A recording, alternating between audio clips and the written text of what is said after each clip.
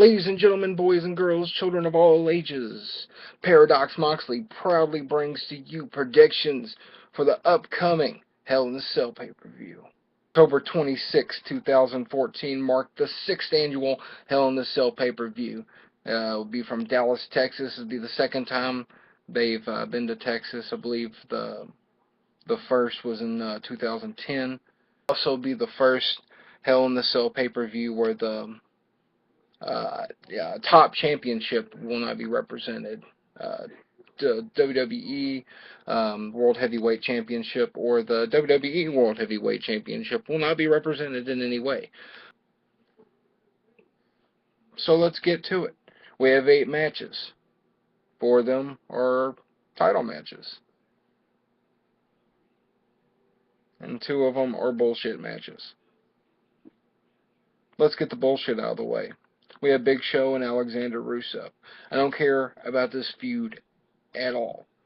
The soldier who got kicked in the face, or Rosebud, or member of the Spirit Squad, or whoever the fuck he was who got kicked in the face, it wasn't effective. I'm sure it was offensive to some people. If you look at it realistically, you know, the guy shouldn't have jumped the fucking barricade. What do you expect? You're going to get in the ring with Rusev? Was Rusev just going to let this guy attack him?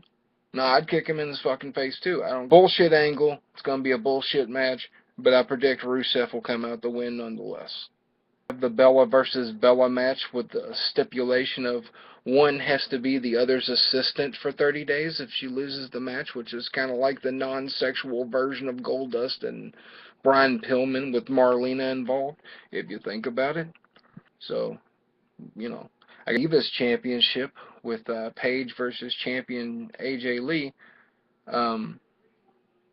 This feud is stretched on a whole lot longer than I thought.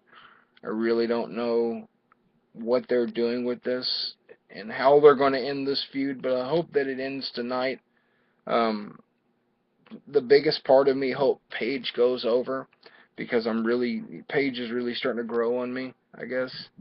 And they put her with Alicia Fox, who I've liked for a really long time and have had no idea why they haven't pushed her. It's the idea that they have. Not that I want them to, you know, withdraw AJ Lee, you know, completely. Alicia Fox deserves a second run of some kind, because her first one, if I remember, was cut short, and I don't know. I think it'd be the way to go. Championships are on the line when the Usos take on Gold and Stardust. So the Usos brothers versus the Rhodes brothers in a rematch from a rematch of another rematch. They're one of them. I expect the Rhodes brothers to go over once again. A lot of people have been harsh critics on the Rhodes brothers as of late. I really don't see why. Goldust looks fucking phenomenal, and he works a million times harder than he ever has in his whole career. He's in there with the young guys. He can go with the young guys, and he looks really good while doing it. And you know, not many guys his age and not many guys from that era can still work at that rate or at all. Some of them in some cases. So he can't have too many more years left in the business. So I hope they give him a nice going away present. I hope they give him a nice little run. So be on the lookout for that. Be on the lookout for, you know, them doing something for Goldust heel-wise, whether it be something him doing something crazy or end up having some kind of WrestleMania moment, possibly. I mean, I could see that happening. You know, the United States Championship's on the line when you have The Miz taking on the United States Champion, Sheamus. Now, to me, both Miz and Sheamus are kind of, well, they're both flat, bland as shit. You know, let's just be honest with her. The savior of this whole situation has got to be Damien Sandow. Now, what I'm hoping happens is he helps Miz win the championship and somehow steals it from him. The thing that I had envisioned is the whole stunt double angle of maybe them being in a title match and him inserting himself into the match somehow and winning the championship and just kind of fleeing once he gets the title. And Triple H being, okay with it going down like that, saying, hey buddy, you wanted a stunt double, so that's what you get. I see Miz going over. They really need to do something different with Sheamus because this whole recycle gimmick isn't working.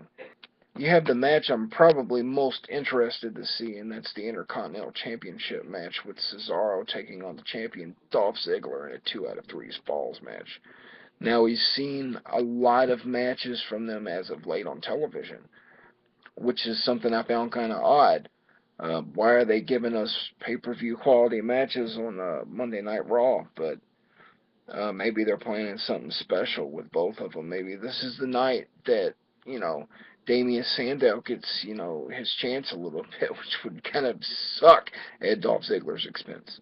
The number 1 contender slot, which, we all figured was going to happen in some form or fashion because you can't keep either of them as the main event picture.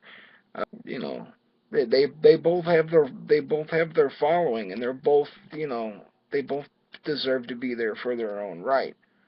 Lesnar is there, and I hope he does get involved in some way.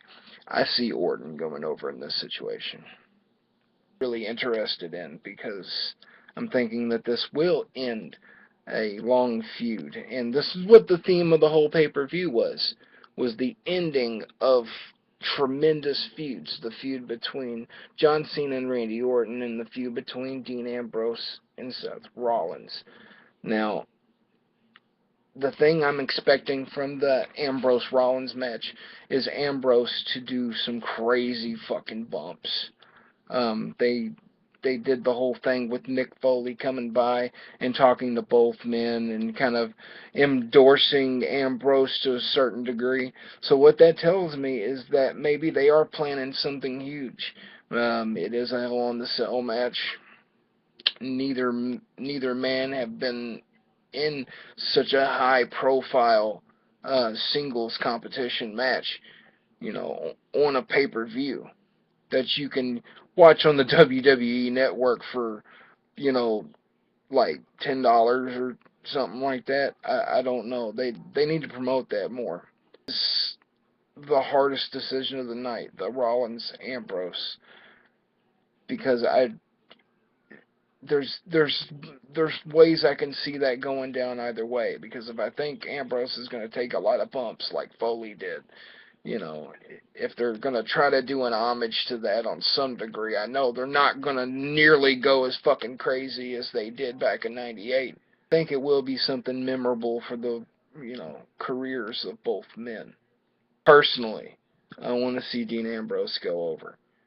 I want to see a mega push for Ambrose. I'd like to see Ambrose in more main events. I'm an Ambrose guy. He, when the Shield split up, he's the one that I was most worried about. But in my opinion, he's done this on his own. He's done this with his own natural charisma and, really, focusing on tuning up his in-ring game out of the 3. Because in my opinion, Roman Reigns is just kind of bland. Seth Rollins has turned out to be a better heel than I ever thought he could be. I just always told people he's just such a natural babyface. Like, he's the Jeff Hardy of this new era. Full of things that I didn't know he was. So I gotta take a step back and kind of, let's see what else he can do. In closing, I will say, where the fuck is the Wyatt family? Where is the Wyatt family? Where is the Wyatt family? I'm tired of vignettes. I want to see them in the ring doing something. Where the fuck are they? Hopefully they show up tonight in some form or fashion and kick the living shit out of somebody. I sense those videos have some kind of double meaning behind them. But I'm running out of time, so I'm going to get on here. Like, subscribe, share, comment, and subscribe. Paradox Moxley. Biatch.